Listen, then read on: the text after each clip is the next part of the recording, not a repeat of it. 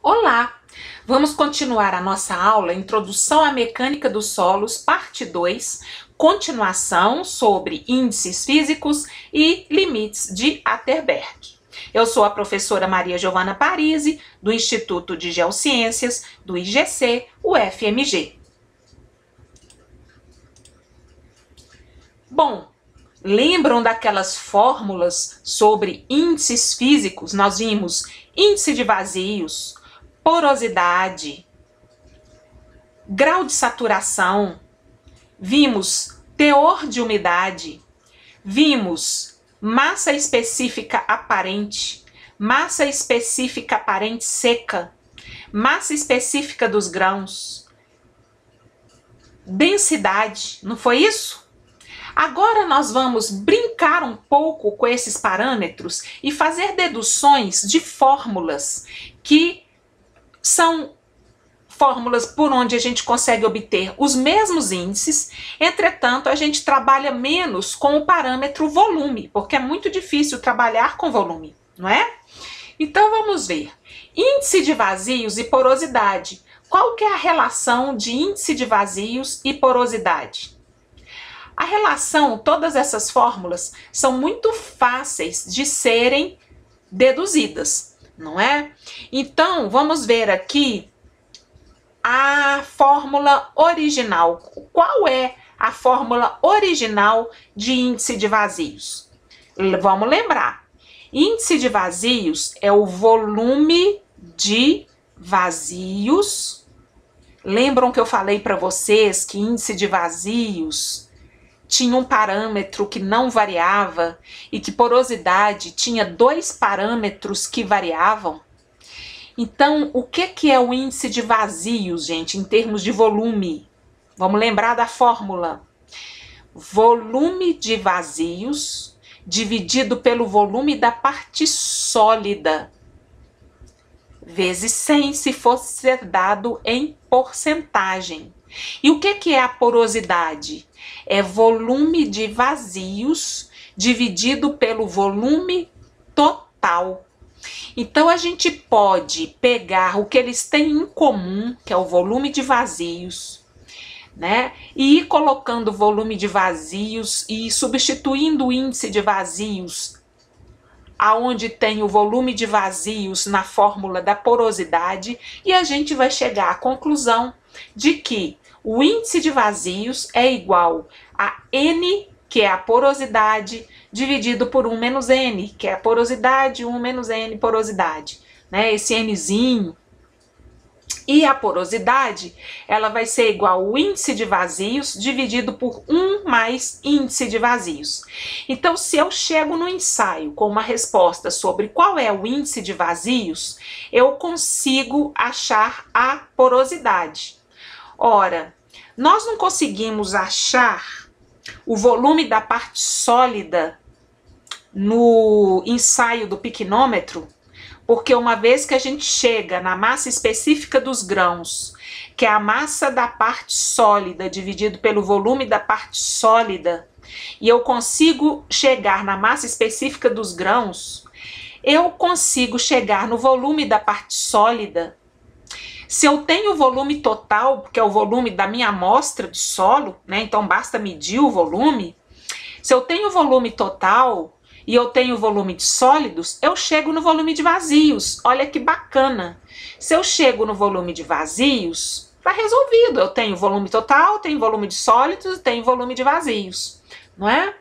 Então, beleza, gente.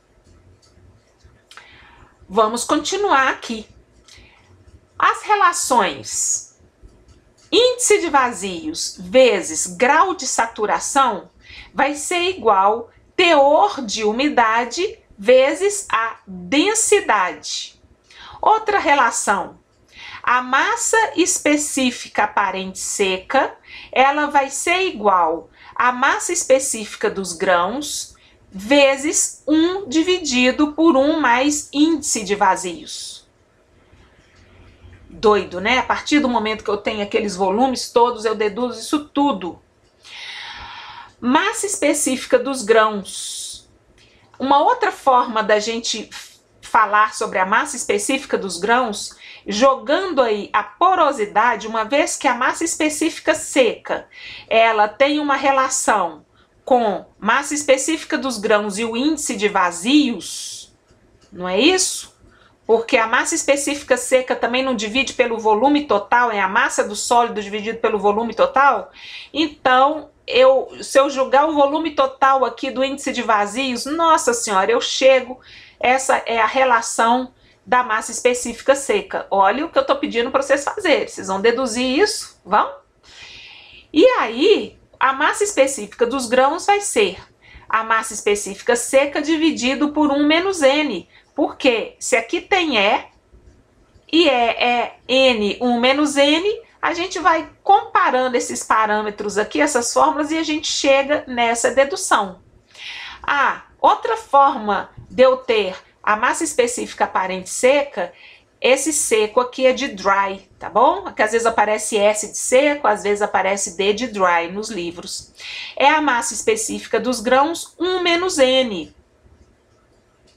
Né? É só pegar isso aqui, mandar isso aqui para lá, né? E eu tenho que a massa específica seca, a massa específica dos grãos 1 menos N, outra forma de escrever essa fórmula aqui.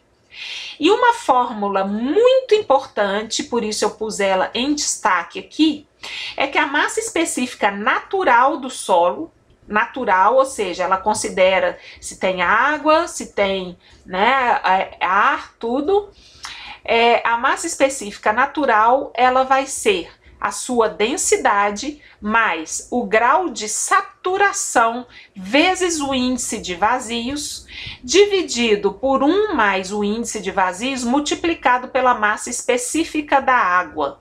Essa fórmula é uma das fórmulas mais importantes dos índices físicos dos solos. Estou dando destaque aqui para ela. Aí a gente pega a massa específica saturada. O que é a massa específica saturada? Ora, quando eu considero que todo o volume de vazios está preenchido por água, ou seja, volume de vazios é igual volume de água, eu tenho que o meu grau de saturação, que é o volume de água dividido pelo volume de vazios, eu tenho que o meu grau de saturação, ele é 100%, não é? Pois ele está todo preenchido. E se eu tenho 100%, ou eu tenho 1, né? Se eu for olhar em número fracionário. Então, se o meu grau de saturação é 100% ou é 1, tá certo? É 1. Eu coloco 1 aqui e eu tenho a massa específica do solo saturado. Aqui, tirou o S porque o S é 1. Então, a massa específica do solo saturado vai ser a densidade mais E, 1 mais E, igualzinho aqui, vezes a massa específica da água. Ok? Outra forma de deduzir isso aqui, fazendo algumas mudanças aqui com essas equações que nós temos, é que a massa específica saturada é por causa do E, né? Eu substituí o E por N, tá bom?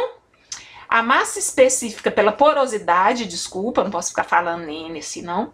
A massa específica saturada vai ser igual a densidade multiplicada por 1 menos N, mais N multiplicado pela massa específica da água. O que é uma massa específica saturada, então? É quando aquele solo tiver todo o seu volume de vazios preenchidos por água. Então, ele vai ter uma massa específica, que vai ser a massa específica saturada. Gente, massa específica é massa sobre volume, não é? Então, a gente está vendo aí que existe uma massa de água ocupando todo o volume de vazios, não é isso? E todo o volume de vazios está ocupado por água. Então, o volume de água é igual ao volume de vazios. E aí eu tenho um solo saturado, que ele tem a parte sólida e a parte de vazios completamente cheia de água, dada por essa massa específica desse solo aqui, né? E a massa específica seca? Ora, gente, se tá seco, qual é o valor do grau de saturação? Dou uma chance para vocês. Grau de saturação é 0, não é? Então, qual vai ser a massa específica seca? A massa específica seca, ela vai ser a densidade, sendo que se grau de saturação é 0, essa multiplicação aqui vai ser 0, então ela vai ser a densidade dividido por 1 mais E, vezes a massa específica da água. Uma outra forma de falar sobre isso, principalmente que existem essas relações aqui entre teor de umidade, né, e massa específica e índice de vazios, é que a massa específica seca é igual à massa específica natural dividido por 1 mais teor de umidade vezes a massa específica da água. E a massa específica submersa? O que significa submerso? Submerso está abaixo da água ou submerso abaixo de um líquido qualquer, não é? Então, a gente sabe que a massa específica saturada, né, ela é igual à massa específica submersa mais a massa específica da água, ou seja, a massa específica submersa, ela é igual à massa específica do solo saturado menos a massa específica da água. Sabendo disso, a gente pega massa específica saturada menos a massa específica da água e a gente chega nessa conclusão aqui, que a massa específica submersa do solo é igual à densidade menos 1 mais E vezes a massa específica da água. Outra forma de mostrar isso é que a massa específica submersa ela é igual à densidade menos 1 multiplicado por 1 menos a porosidade vezes a massa específica da água. Complicou? Olha só, quantas massas específicas a gente já viu? A gente já viu a massa específica natural, a gente já viu a massa específica aparente, a massa específica aparente seca, a massa específica dos grãos, a massa específica saturada e a massa específica submersa. Vocês sabiam que tinham tanta massa específica assim? E que a gente precisa de todas as massas específicas? Gente, e essa fórmula aqui, ela é única porque ela consegue deduzir todas essas massas específicas, tá? Ela deduz a saturada quando aqui é 1, ela deduz a seca quando aqui é 0, não é isso? Ela deduz a submersa quando ela pega a saturada menos a massa específica da água e pronto, tá? Tá tudo deduzido. Então, se vocês se esquecerem dessas fórmulas, basta lembrar dessa daqui e lembrar que a massa específica submersa é igual à massa específica saturada menos a massa específica da água. São duas fórmulas muito importantes nos índices físicos, tá certo? Mas deve estar tendo uma confusão aí. O que é massa específica natural, massa específica saturada, massa específica seca e massa específica submersa? Esse solo está seco, não está? Ou aparentemente seco. Pode ser que ele ainda tenha um pouco de umidade aqui, mas ele trincou. Então, eu posso ter a massa específica seca dele se o grau de saturação for 0. Tá bem? Então, esse solo vai me dar uma massa específica aparente seca, se o grau de saturação for 0. Se o grau de saturação não for 0, se ele ainda tiver alguma coisa de água, eu vou ter a massa específica natural, ou massa específica aparente do solo. Tá bem? Aqui eu tenho o quê? Eu tenho um solo que está abaixo dessa água aqui, abaixo da água. Então, esse solo abaixo da água, ele está submerso. Eu tenho um solo que está secando e eu tenho um solo aqui que está saturado, né? A gente está vendo aqui que não tem trinca, então ele está ainda cheio de água. Então aqui eu tenho uma massa específica desse solo é saturada. Aqui também o solo que está aqui no fundo é saturado, mas também está submerso. Ai, ai, que confusão! E aqui ele já está secando. E aí vai chegar um ponto que eu vou ter a massa específica desse solo, ele vai ser a aparente seca. Vixe Maria! Então vamos ver aqui. Eu tenho aqui um solo, pela cor vocês estão vendo a zona em que a água ela se eleva de vez em quando, então o solo ele fica saturado nesse nível aqui com essas manchas claras, né, em função das reações aí de dissolução da água, as reações de redução, redutoras nessa zona hidromórfica do solo. Bom, aqui eu tenho a zona de aeração, não é isso? A zona vadosa, e aqui a zona de saturação, para quem fez hidrogeologia ou está fazendo, né? Então, aqui eu tenho uma zona do solo que está saturada. Então, que massa específica que eu tenho aqui? Eu tenho aqui a massa específica saturada. Que massa específica que eu tenho aqui? Ó, tem um pouco de água, mas tem uma parte que não tem. Então, eu tenho a massa específica aparente, não é isso? Aqui choveu e a água da zona de saturação se elevou até o nível superior. Vocês estão vendo que está cheio de água aqui. Então aqui eu tenho a minha massa específica saturada, né? Porque os vazios, essa parte aqui é toda de sólido e todos os vazios foram preenchidos por água. Então é a minha massa específica saturado que eu tenho que trabalhar com ela, né? O solo saturado. Já vimos aqui que a massa específica aparente, né? Ele não está seco, é aparente. Aqui, se não tivesse essa água, ele estaria seco, então é a massa específica aparente seca. Aqui é a massa específica saturada. Aqui tudo é a massa específica saturada. Agora aqui eu tenho água até esse nível e ele está saturado aqui. Mas eu tenho também a massa específica submersa. Ah, vocês não estão entendendo que é, não é isso?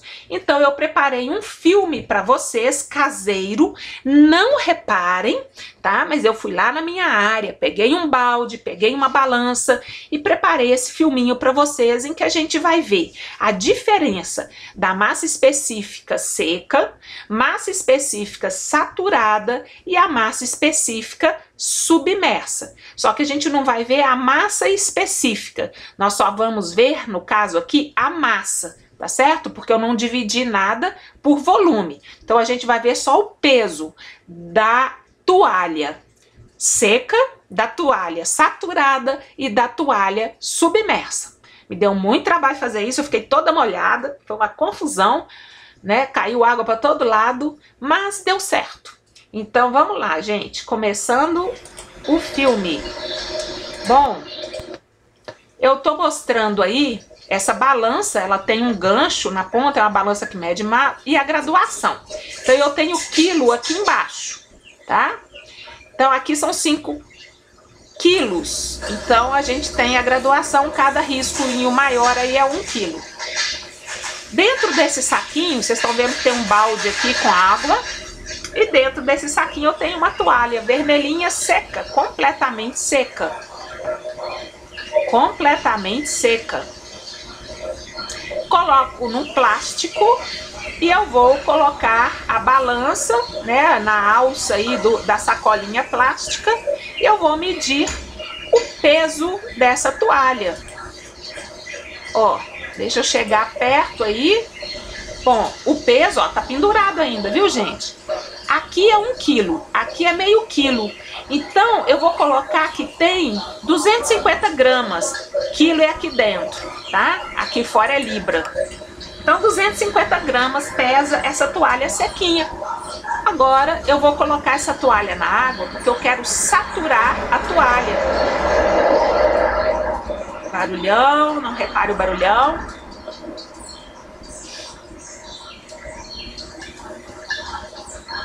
Saturando a toalha. Aí eu pus a toalha molhada, vocês estão vendo que tá pingando aqui, né? Mudei de lugar, que eu fiz maior confusão no lugar que eu tava.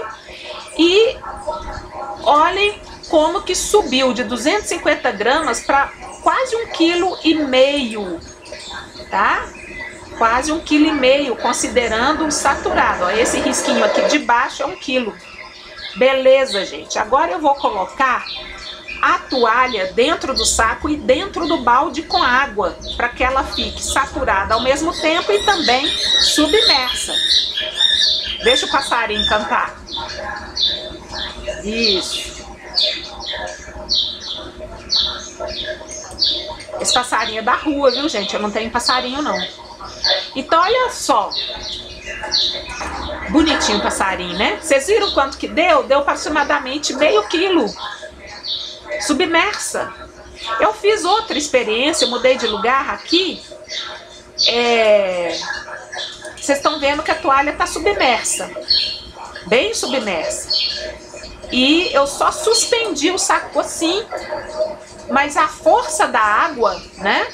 O empuxo da água está tornando esse solo mais leve. Então, vocês viram que deu o mesmo valor, né? Mais ou menos meio quilo. Olha lá, submerso.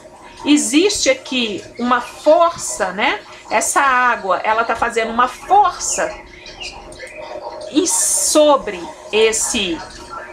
essa toalha, esse conjunto toalha mais saquinho, tornando, né, a toalha mais leve do que ela saturada. Embora ela esteja saturada, ela está submersa. E aí o seu peso vai ser menor do que o seu peso submerso. Foi um pouquinho maior que o peso dela seco. Entretanto, essa balança é uma balança que não tem muita precisão assim, né? A precisão dela não é muito boa. Então, não dá para distinguir aqui aquelas 250 gramas para meio quilo. É meio difícil, principalmente com a bagunça que eu arrumei lá na minha área. E é isso aí. Então, vocês viram saturado, vocês viram seco e vocês viram submerso. Por que a gente consegue, numa piscina, carregar outra pessoa com facilidade? Porque a gente está medindo o peso, né, dela submerso. Então, é o peso saturado menos o peso da água. Esse é o efeito, tá certo? Que é o peso específico da massa saturada menos o peso específico da água, dando a massa específica submersa. Entenderam? Espero que sim, porque foi muito difícil fazer esse filme, mas eu fiz com prazer, ainda mais que o passarinho ficou cantando até, né? Espero que vocês tenham entendido. Vamos ver agora uma relação para que vocês entendam teor de umidade, para que vocês entendam grau de saturação. As pessoas confundem teor de umidade com grau de saturação. Se eu falo para vocês, o grau de saturação é 50%, qual é o teor de umidade? Não sei. Eu tenho que medir, né? Teor de umidade é massa e grau de saturação é volume. Então, quando eu falar grau de saturação, eu quero saber quanto de água que está preenchendo o volume de água que preenche os volumes de vazios. Então, eu tenho aqui alguns sólidos e eu quero saber o quanto de água que preenche o volume de vazios que está aqui. Nesse caso, o grau de saturação é 0. O teor de umidade é 0 também, porque não tem água, então não tem massa de água aqui dentro. Tá? Nesse caso coincide, mas uma mediu volume, o outro mediu massa de água dividido pela massa sólida, não é? Teor, massa. Bom, aí eu vou ver com vocês. A parte vazia, o volume de vazios diminuiu, não diminuiu? Porque entrou esses sólidos aqui pequenininhos, essa fração pequena aqui. E o volume de vazios desse solo, né, reduziu. teor de umidade, ele continua zero, porque não tem água, assim como o grau de saturação continua zero, tá bem? Agora eu vou botar água nesse sistema aqui. O primeiro caso, o teor de umidade vai depender da massa de água dividida pela massa de sólidos. Então, eu não tenho o teor de umidade aqui, porque eu não tenho essa massa, eu não tenho esse valor. Mas eu sei que o grau de saturação é 100%, porque todos os vazios estão preenchidos por água, considerando que o azul é água, tá bem? Beleza. E o teor de umidade é um teor de umidade que eu não sei qual que é. Mas eu quero comparar e fazer uma pergunta para vocês. Nessa situação aqui, embora eu não saiba qual é o teor de umidade, mas eu sei que o volume de vazios está reduzido. Vocês acham que o teor de umidade deste solo aqui é maior ou menor que o teor de umidade deste solo aqui? Bom, vou falar agora, antes de responder, sobre o grau de saturação. Aqui eu tenho 100% de grau de saturação, não tenho? E aqui eu tenho quantos por cento de grau de saturação, uma vez que o volume de vazios diminuiu? 100% de grau de saturação. Uai, mas aqui é 100% e lá, que tem muito mais vazio, é 100% também? É, porque aqui é volume. Todos os volumes, todo o volume aqui está preenchido por água. Embora o volume de vazios aqui seja menor, reduzido, todo o volume de vazios aqui está preenchido por água. Então, eu tenho 100% de grau de saturação.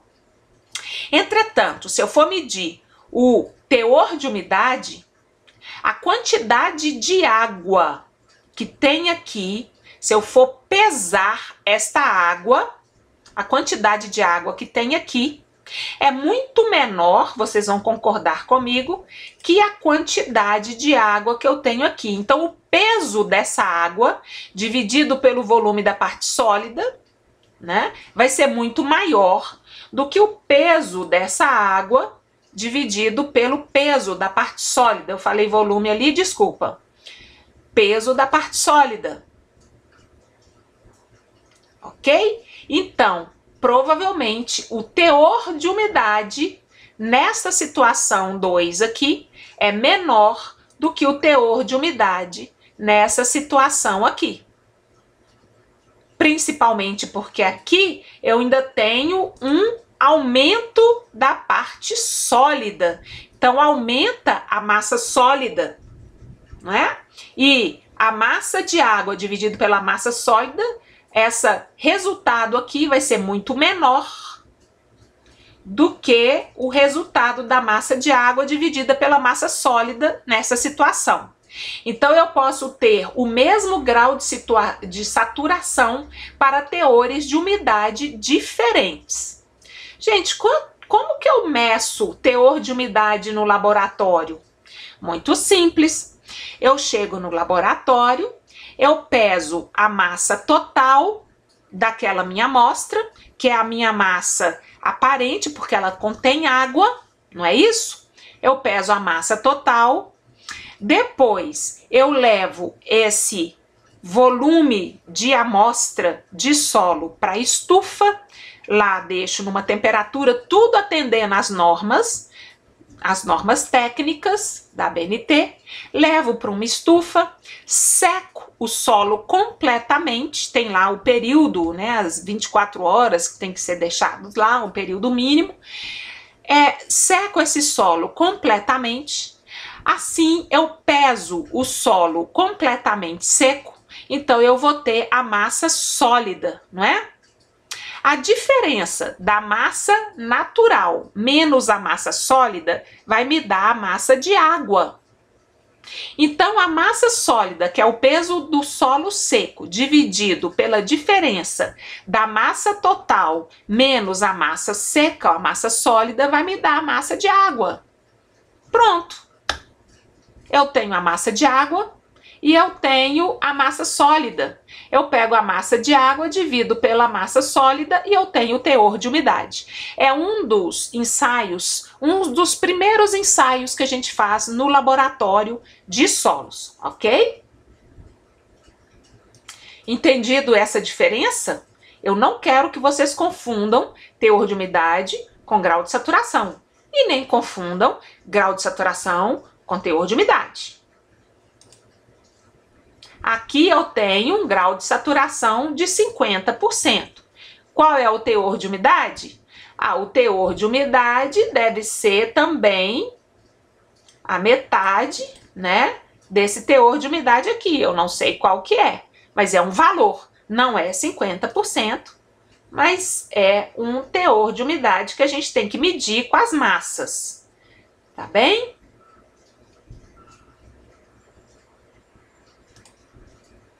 Bom, existem muitas diferenças de nomenclaturas e unidades nos índices físicos. Por exemplo, aqui, né, o volume é gama por centímetro cúbico, quilograma por centímetro cúbico, quilograma por metro cúbico, gama por metro cúbico, quilonewton por metro cúbico. E aqui tem uma conversão dessas unidades, porque é muito importante. Grande parte dos exercícios com índices físicos, a gente erra nessas conversões de unidade. Então, a massa específica, né, dada em grama por centímetro cúbico, quilograma, etc., como eu falei. O peso específico, existe uma diferença de massa específica e peso específico. O peso específico é dado em quilonewton por metro cúbico ou em kPa, né, que é a massa específica multiplicada pela aceleração da gravidade. E a densidade, como a gente viu, é adimensional. Massa específica dividida pela massa específica da água, ok? Massa específica dos grãos, não pode ser massa específica saturada, não pode ser a massa específica seca, não pode ser a massa específica submersa. É a massa específica dos grãos dividida pela massa específica da água, tá certo? É sério. 9,8, que é aqui o peso específico da água, e a massa específica da água em grama por centímetro cúbico é 1, e o peso específico é multiplicado pela aceleração da gravidade, então é 1, né? 9,8 em quilonewton, não é isso? E aqui as conversões. A engenharia costuma arredondar 9,8 para 10 quilonewton por metro cúbico, tá bem? Mas pode ser usado 9,8 ou 10, é muito importante que vocês vejam o que está sendo adotado aí no exercício. Limites de Atterberg, plasticidade e consistência dos solos e o limite de liquidez. Bom, gente, nós temos aqui os limites chamados de limites de Atterberg. Que limites que são esses? O limite de liquidez, em que é o limite que é marcado pelo teor de umidade, esse símbolo aqui é o teor de umidade, sendo que a gente vê nessa reta aqui, que aqui o teor de umidade está maior e o teor de umidade do solo ele vai diminuindo à medida que diminui o teor, né? Ele vai diminuindo nesse sentido aqui. Então, um solo, ele pode estar com um teor de umidade muito elevado, ao ponto dele ficar no estado líquido, tá bem? Quando o teor de umidade do solo vai diminuindo, e então a gente caminha para essa reta aqui, o solo ele vai deixando o estado líquido e ele vai se tornando plástico. Então tem uma faixa aqui de teor de umidade que mantém o solo no estado plástico, né? Ele pode ser deformado e moldado, né? Mas ele não está no estado líquido. Depois a gente tem um limite aqui com um determinado teor de umidade, em que o solo vai ser semissólido. Ele não vai ser mais moldado, como ocorre no estado plástico, mas ainda contém, né, um certo teor de umidade. E depois o teor de umidade está muito pequeno ou zerado, e ele vai estar no estado sólido, somente no estado sólido seco. Tá bem? Então, quais são os limites de Atterberg? Existe um limite que divide o teor que é marcado pelo teor de umidade. Então, os limites de Atterberg são teores de umidade específicos. Nesse caso, o limite de liquidez é o teor de umidade que corresponde à passagem do solo do estado líquido para o estado plástico. Então, é o teor de umidade em que o solo deixa o estado líquido e passa para o estado plástico. Tá certo? Esse é o limite de liquidez. Tem pessoas que falam assim, o limite de liquidez é quando o solo vira líquido. Não, é o contrário, é o limite de liquidez. Então ele deixa de ser líquido e passa a ter um comportamento plástico, à medida que a gente caminha, né, com a redução do teor de umidade do solo. O contrário pode também, ele é plástico, ganha teor de umidade e ele passa a ser líquido. Então é o limite de liquidez. Depois existe o limite de plasticidade. Gente, o limite de plasticidade, as pessoas chegam assim, é quando ele se torna plástico, ele confunde com o limite de liquidez, quando ele deixa de ser líquido e se torna plástico. Não, o limite de plasticidade é o limite da plasticidade, é quando ele deixa de ser plástico e ele passa a ser semissólido. Existe o limite de contração também, né? Que ele deixa de ser semissólido e passa a ser sólido. Na mecânica dos solos, o limite de liquidez e o limite de plasticidade são limites muito importantes para a gente analisar o comportamento do solo, pois ele dita para a gente quando esse solo está se deformando, né, com plasticidade, e quando esse solo, inclusive, entra no seu estado de liquidez, no seu estado líquido. E isso é muito importante na engenharia, tá bem? Para a gente chegar em qual é o teor de umidade que corresponde ao limite de liquidez do solo, existe um aparelho desenvolvido por Casagrande que se chama aparelho de Casagrande.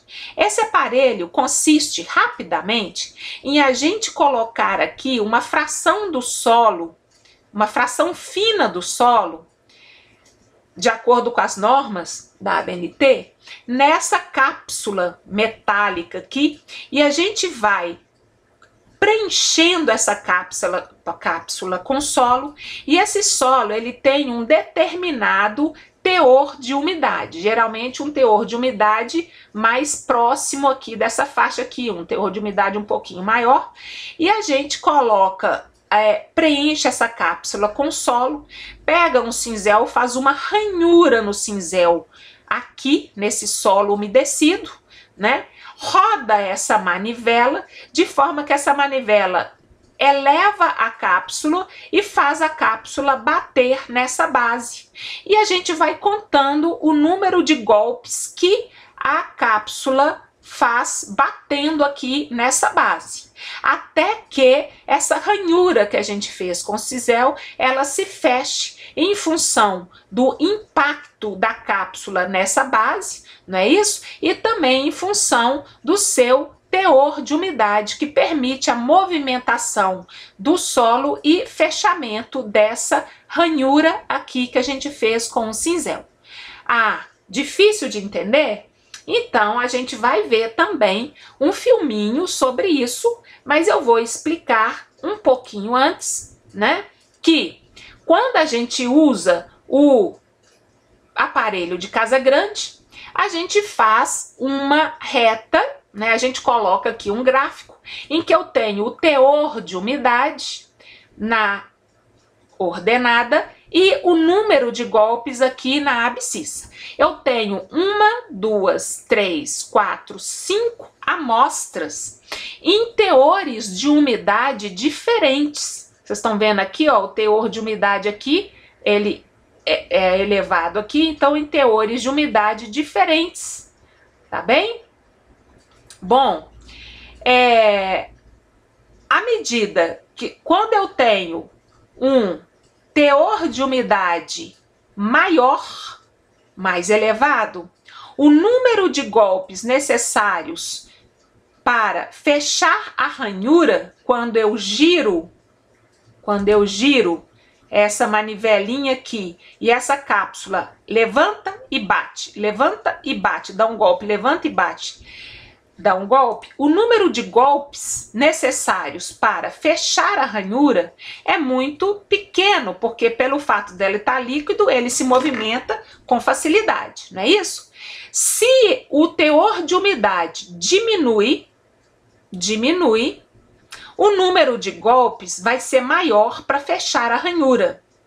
Assim por diante, o teor de umidade é menor, o solo está mais seco, o número de golpes para fechar a ranhura é maior. Lembrem-se, gente, da água e do atrito entre os grãos, que a gente já estudou atrito nesse curso, tá? Vão raciocinando.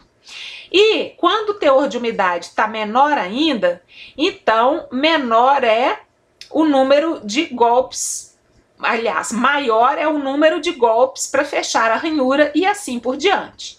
Quando eu tenho 5 teores de umidades no meu solo e eu faço o ensaio 5 vezes, eu coloco os meus valores aqui nesse gráfico, faço a reta média, não é isso?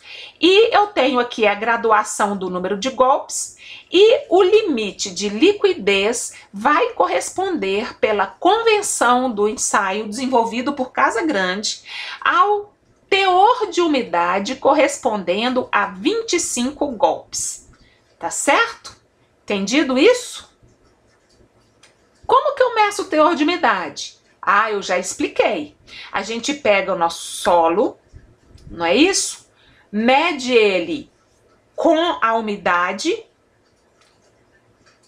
pesa ele com a umidade, leva para a estufa, pesa ele seco e o teor de umidade vai ser o teor da água, que é o teor total, o peso total menos o peso dele seco, dividido pelo peso dele seco, tá certo? Muito bem. O limite de plasticidade, a gente precisa pegar uma fração fininha do solo umedecido e fazer um rolinho com o solo. Esse rolinho, ou um cilindro, ele tem que ter 3 milímetros de diâmetro e 10 centímetros de comprimento. Então eu tenho que pegar o solo umedecido, ficar brincando assim de fazer um rolinho com ele, não é isso?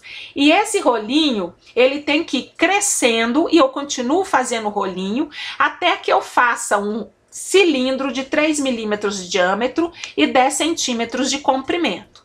Gente, quando esse solo chegar neste tamanho, né, nesse padrão, que é 3 milímetros de diâmetro e 10 centímetros de comprimento, à medida que eu vou fazendo o rolinho, ele vai perdendo umidade, ele inicia com um teor de umidade, mas à medida que a gente vai fazendo o rolinho, há uma perda de umidade, ou seja, o teor de umidade do meu rolinho, ele vai diminuindo.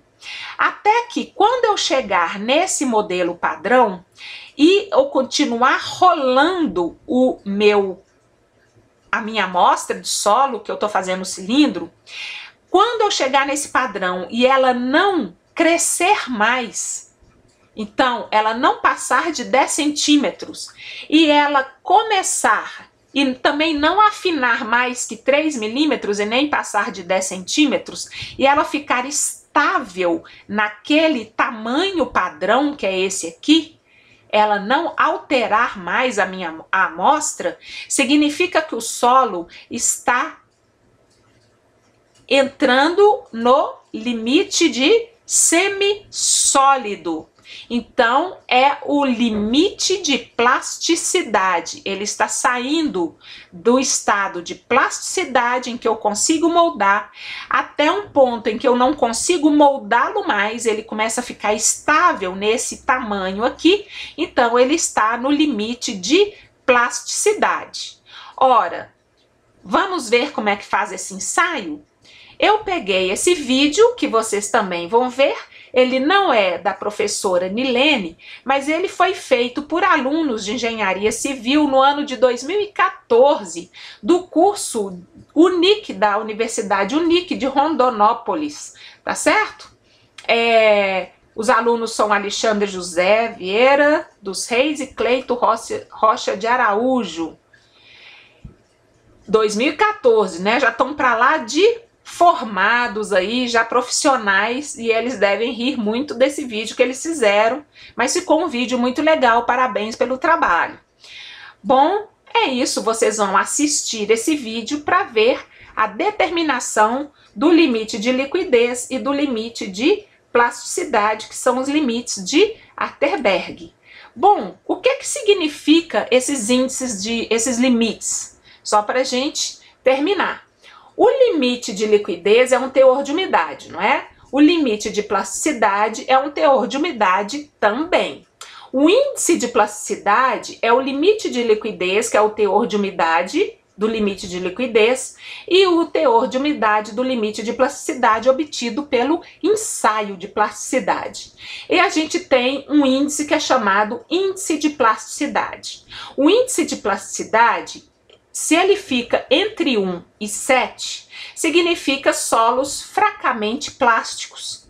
Entre 7 e 15, solo medianamente plásticos. E maiores que 15, solos altamente plásticos. Então a gente começa a ter uma ideia do comportamento desse solo, comportamento mecânico, em função do seu índice de plasticidade.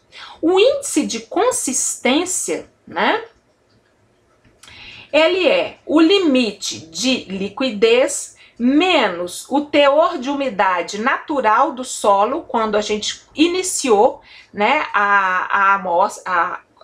o ensaio, ou o teor da nossa amostra, dividido pelo índice de plasticidade. O índice de consistência é menor do que 0 quando os solos são muito moles. Quando o índice de consistência estiver entre 0 e 0,5, a gente tem solos moles. Entre 0,5 e 0,75, solos médios. Entre 0,75 e 1, solos rijos. E maior do que 1, solos muito duros. E consistence is something. Something that something. A gente depois vai ver uma forma prática de entender esta consistência na engenharia. Tá bem? Cansados? Vamos refletir um pouco? Quem não entendeu, levanta a mão.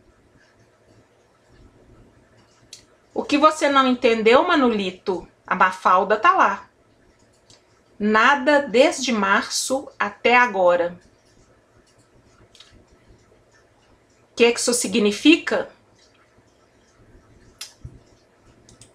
É hora da gente refrescar, que tá muito calor, e relaxar um pouco, não é isso?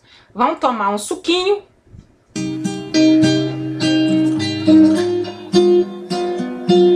Ouvir uma musiquinha.